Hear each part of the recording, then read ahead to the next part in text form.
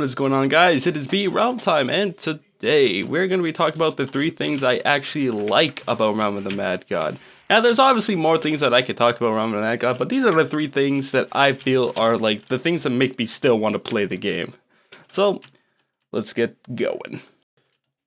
Number 3 is, well, the Knight class. The Knight class itself, there is a wide range of classes all over that are fun to play, and they're easy to enjoy.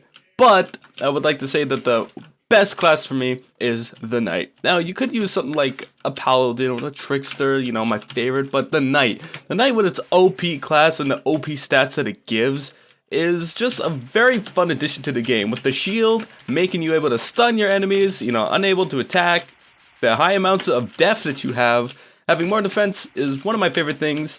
And with the high amounts of HP you also get with everything else, it is a great class to play. Now, of course, it's a melee, so you don't shoot very far, but let's be honest, the melee classes are like the only good classes. Like, I mean, you have wizards, but I mean, everyone should be playing heavies for how OP they are. And number 2 being the Abyss of Demons dungeon. With the Abyss of Demons, with it being kind of one of the harder dungeons that I think actually in the Godlands, but with very rewarding stats. And it's, if you know what you're doing, it's not actually at all hard.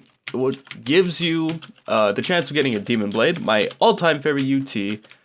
It gives you death, fit, easy loot, and it's all a pretty cool dungeon. Now, the dungeon itself is pretty hard, with the lava being everywhere, with high base damaged enemies inside of it. You're gonna have a rough time if you're kind of new at this whole thing, but if you're pretty, you know, an old Realm player, then you will understand why the Abyss of Demons is actually easy and it's fun to farm.